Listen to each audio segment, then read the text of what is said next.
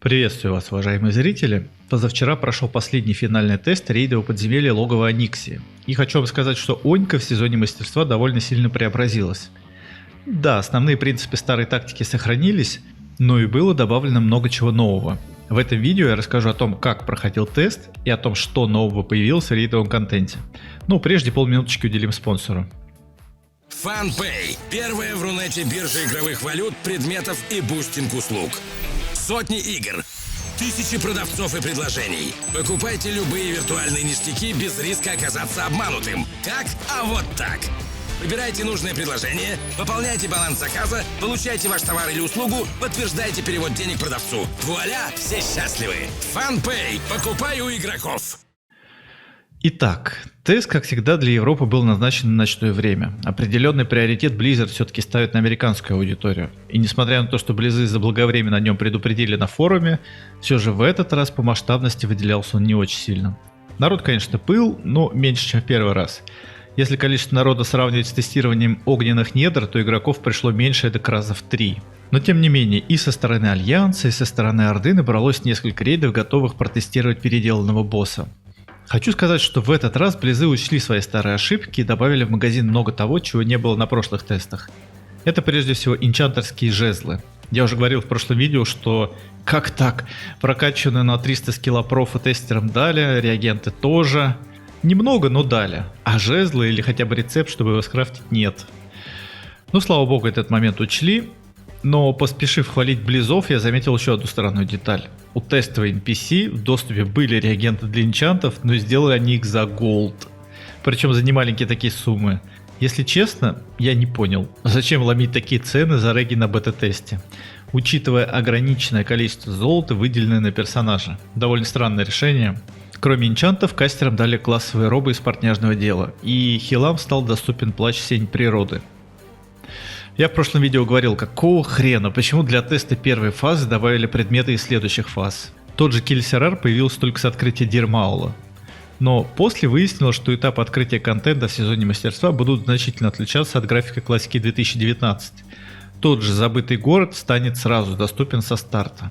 И кроме того, квесты на броню тира 0.5 также станут доступны со старта. Это довольно необычно, но учитывая, какой быстрый будет таймлайн и как тяжело придется добывать рейдовый шмот, есть смысл дать альтернативную замену и позволить игрокам собирать шмот 4 фазы. Возможно, это и правильно. Согласитесь, в 4 фазе тир 0.5 ну нафиг никому не упал. Его крафт стоит нереального количества бабла и усилий. И делали его в основном для коллекции или определенные классы для сет-бонуса, ну такие как роги, например. Тем не менее, всем было любопытно, чего же такого нового добавили Аниксии. Если вы помните, на прошлых тестах в логово Аниксии без того было внесено часть изменений, призванных сделать босса сложнее. И отчасти это получилось. Конкретно нашему рейду на прошлом тесте Оньку убить не удалось. Ну, казалось бы, куда сложнее. Ну, разработчикам показалось этого недостаточно. В целом, механика босса остается прежней. Первая фаза водная, Аниксия ничего такого не делает, кроме как поливает танк огненным дыханием. Вторая фаза, ну такая уже посложнее. Боссов залетает, спамит в игроков огненные шары, которые на какое-то время поджигают цель и дезориентируют. Призываются вилпы и самая опасная способность Аниксии — Дибриз. Дыханием, огнем по площади, способный даже убить игрока, неправильно выбравшего позиционку. В этом я убедился, зафейлив с перебеганием и отъехавший от Дибриза за секунду. Несмотря на ГФПП, титанку, другую химию на ХП, это вообще все не помогает. На третьей фазе босс садится, и ко всему прочему добавляется эфир и огненные всплески лавы из расщелин в полу. Ну скажем так, если вы довели босса до третьей фазы, шансы на победу очень высоки, практически максимальные. Сколько раз я наблюдал, как Аниксию добивают 5-6 выживших игроков. И тут могло бы так быть, если бы не одна новая особенность. Начиная со второй фазы, в пещеру призываются дракониды. Мобы, у которых довольно внушительное количество хп и которые сильно кливают. Тактика, судя по всему, заимствована из Лич Кинга, но тем не менее довольно усложняет прохождение рейда. Дракониды, начиная со второй фазы, призываются каждую минуту, или даже чуть быстрее. И при относительно слабом ДПС их может наспавниться столько, что сделать невозможно победу над боссом. Исходя из одетости рейда, можно решить, по какой тактике будет убиваться босс. Свичить драконидов сразу же при появлении или сфокусировать ДПС на боссе, а адов поручить свободным танкам. На нашей практике выяснилось, что лучше первых двух убивать, а на остальных уже можно забить. Собственно, это все мы с вами видели на прошлой неделе. Что еще можно было добавить для того, чтобы инициировать новый тест? На новом тесте Blizzard добавили еще одну отличительную деталь – летающих драконов, вступающих в бой при начале боя. Признаться, это было интересно, когда мы пришли первый раз на босса, просто не знали, что от этих драконов ожидать. Будут ли они сражаться, как они будут сражаться, атаковать с воздуха или с земли, какие у них обилки, сколько хп, ничего не было известно. Интрига, так сказать. При пуле выяснилось, что дракончики все-таки спускаются на землю и в принципе не сильно опасны. Из того, что я заметил, у них присутствует огненное дыхание, которое нейтрализуется простым отворачиванием мобов от рейда, и стандартная мили-атака. Глядя на все это, я пришел к выводу, что эти два летающих дракона вот вообще никак босса не усложняют, служат лишь каким-то визуальным эффектом.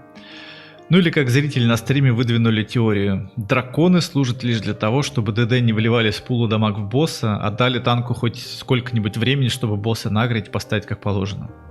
Ну, резонно, учитывая, что в нашем тестовом эквипе мы их складывали секунд за 30.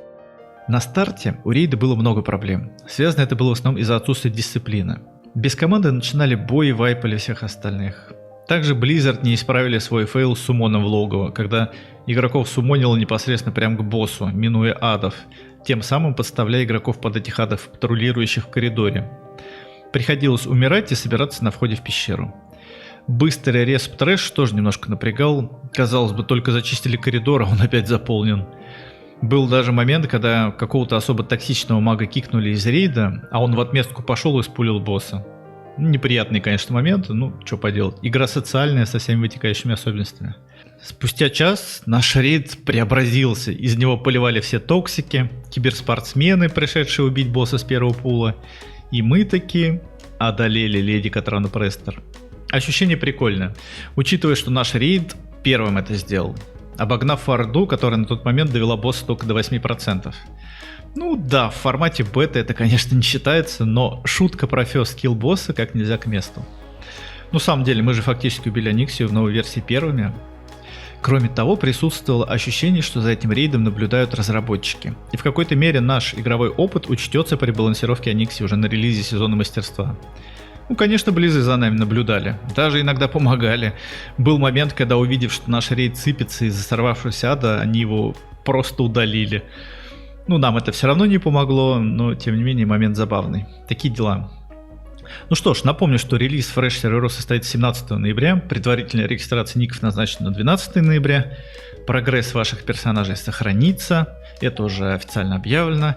По окончанию сезона вам предложат дальше играть на стандартных серверах вечной классики. Я об этом более подробно расскажу в одном из следующих видео. Поэтому не забывайте подписываться на канал, чтобы не пропустить ничего интересного. Спасибо, что досмотрели это видео до конца, поддержали его лайком и комментарием. И до встречи!